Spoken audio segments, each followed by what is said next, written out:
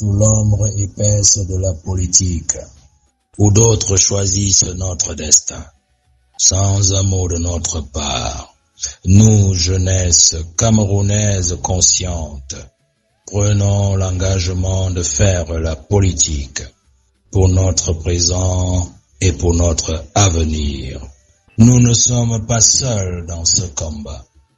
Nos ancêtres nous parlent et nous inspirent. Nous ne sommes pas seuls sur ce chemin. Nos parents nous tiennent la main. Nous ne sommes pas seuls dans cette course. Nos cadets et nos enfants nous couvrent de leur amour. Jeunesse camerounaise, peuple camerounais, quelle est la chance même que nous avons encore de récupérer notre pays, le Cameroun, après Paul Biya, ou pendant qu'il est là? La chance est minime. La seule chance que nous avons encore, c'est ces élections. Je vous explique. Les aînés ont pensé la faire de manière méticuleuse, parce que tout tourne autour maintenant de la disparition du président. Il ne faut pas qu'on se trompe. Les aînés savent qu'il est difficile pour eux de prendre le pouvoir pendant que le président est vivant. Du moins, les mesures sécuritaires, les instances sécuritaires sont tellement enchevêtrées et se chevauchent suffisamment pour que quelqu'un d'entre eux puisse avoir la même mise sur une institution sécuritaire et pouvoir prétendre prendre le pouvoir. C'est très difficile. Alors, sur quoi ils ont misé désormais? C'est sur sa fin. C'est-à-dire qu'il peut nous dire au revoir avant 2032. Et justement, c'est sur cela qu'ils comptent. C'est pour cela qu'ils ont piégé le président avec ce poste de vice-président, pensant que le président allait mordre. Effectivement, que le président pensait qu'en acceptant qu'on puisse créer un poste de vice-président, c'est parce que ses collaborateurs l'aimaient beaucoup. C'est pour ça qu'il a mordu à l'hameçon.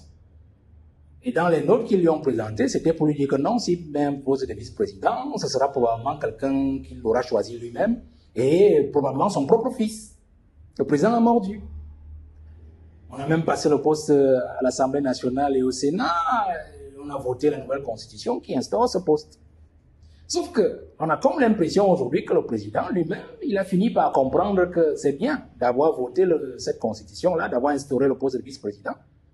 Mais nommer un vice-président de son vivant serait aussi signer son arrêt de mort ou son départ par la force. Ça, c'est la première chose. Parce que même son propre fils, nommé comme vice-président, il y a de fortes chances qu'il soit traité comme César a été traité par son propre fils Brutus.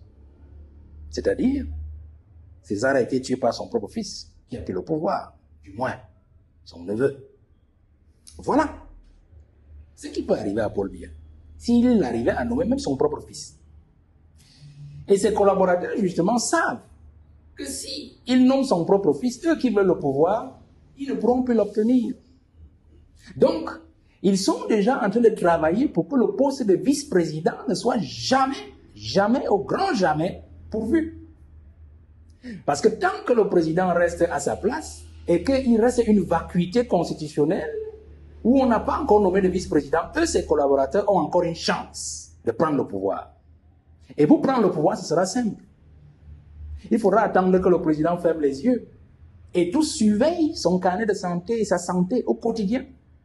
Comme le peuple, nous autres, nous sommes inquiets. Parce que si le président s'en va aujourd'hui, on se pose des questions. Qu'adviendra-t-il de nous autres? Tout le peuple camerounais. Mais eux, ils surveillent la santé du président parce qu'ils se disent, si le président part, ils pourront s'entendre entre eux pour trouver rapidement un poste de vice-président avant d'annoncer au peuple camerounais que le président n'est plus. Et on va continuer jusqu'en 2032, puisque la Constitution prévoit que le vice-président qui sera nommé, si le président n'est plus là, il continue à diriger le Cameroun jusqu'en 2032. Donc ce n'est pas une bonne occasion pour eux, une bonne opportunité pour eux que le président nomme un vice-président de son vivant. Parce qu'ils ne sont pas sûrs que ce sera un vice-président qui correspond à leur visée. Un vice-président qui sorte justement de leur groupe à eux, c'est-à-dire les malfaiteurs et les malfaisants de la République. Il est donc bon que le président reste comme ça. Et que s'ils venaient à partir, ils vont s'entendre entre eux, nous dissimuler le départ du président, et puis nommer, falsifier peut-être même la signature du président, et dire au peuple camerounais, voilà le vice-président à travers un décret, et nous annoncer que Paul Biya est parti. Voilà le plan qui se sursue aujourd'hui. Il y a une grande difficulté aujourd'hui à penser que nous sommes en bon voyage. Non, nous ne sommes pas en bon voyage. Donc, la chance donc que nous avons, et je vous l'explique comme cela pour qu'on se comprenne très bien. La chance que nous avons, et nous devons prier pour cela. Excusez-moi, mais je suis obligé de le dire. Nous devons prier que Biya soit vivant jusqu'aux prochaines élections législatives et municipales. Parce que s'il s'en va maintenant, le vice-président qui va arriver, que eux ils vont nommer, ou bien que lui va nommer de son vivant, ou bien qu'on va le faire nommer de son vivant, ce vice-président, il va continuer à diriger jusqu'en 2032 et il va suspendre les élections législatives et municipales, qui justement sont le moyen pour nous de bloquer l'Assemblée nationale, de récupérer les mairies et de travailler sur ce régime et même d'évincer tout ce régime. Donc les élections de 2027 sont une chance pour nous. Donc nous devons prier pour ceux qui vont à l'église, prier. Pour ceux qui vont à la mosquée, prier pour que Biya soit vivant jusqu'en 2027, du moins jusqu'après les élections législatives et municipales. Qu'il ait nommé le vice-président ou pas, mais qu'il soit vivant pour qu'au moins nous ayons une chance, une fois au Parlement, de défaire toutes ces lois-là et de les nettoyer tous. Voilà le combat sur lequel je vous amène, chers jeunes. Jeunesse camerounaise, c'est sur ce combat que je vous amène.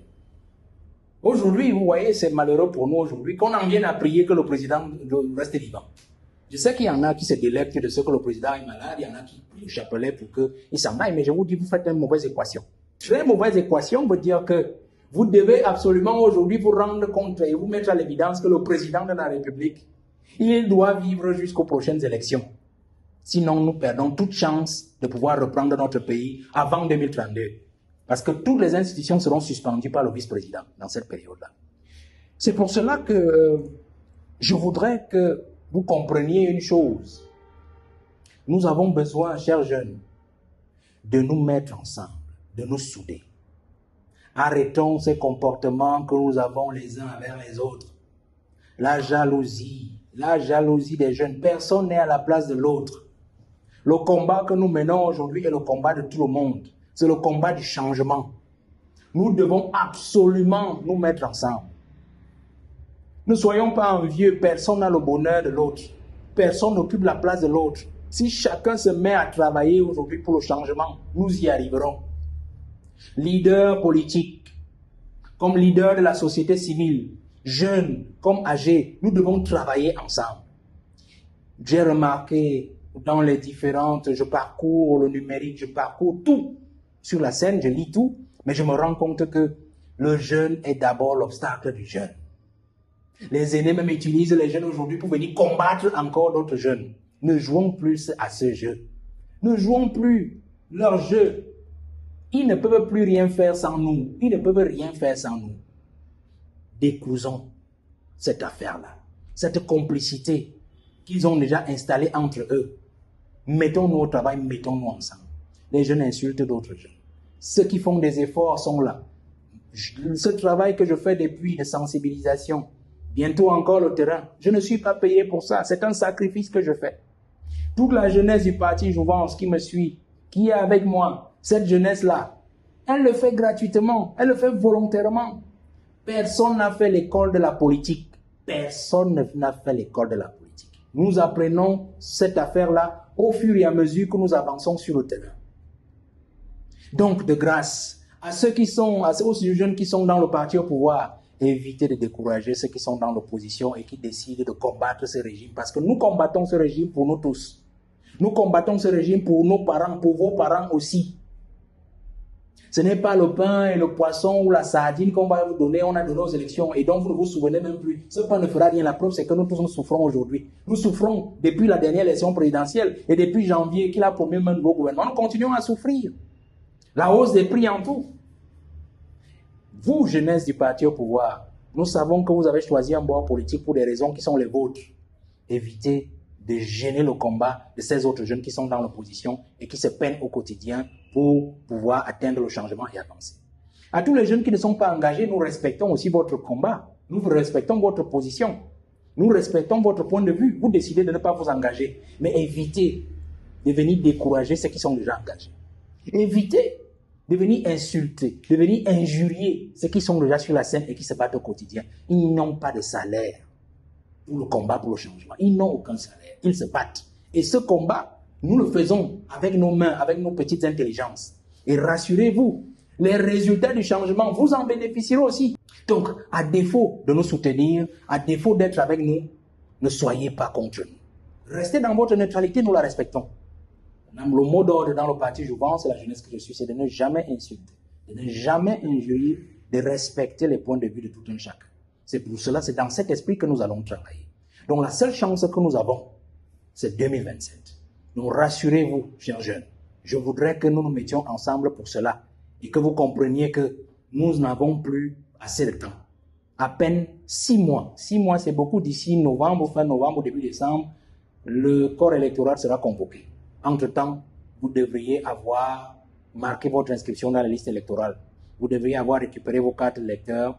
Vous devriez, au mois de novembre ou plus tard, avoir investi toutes les listes de candidatures. Qui, comme candidat, comme conseiller municipal dans une commune, une mairie, qui, comme candidat dans une liste pour le Parlement, c'est-à-dire comme député, pour que nous ayons la majorité au Parlement et pour que nous puissions défaire ce régime en 2027. Merci.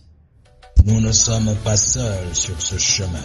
Nos parents nous tiennent la main. Nous ne sommes pas seuls dans cette course. Nos cadets et nos enfants nous courent de leur amour.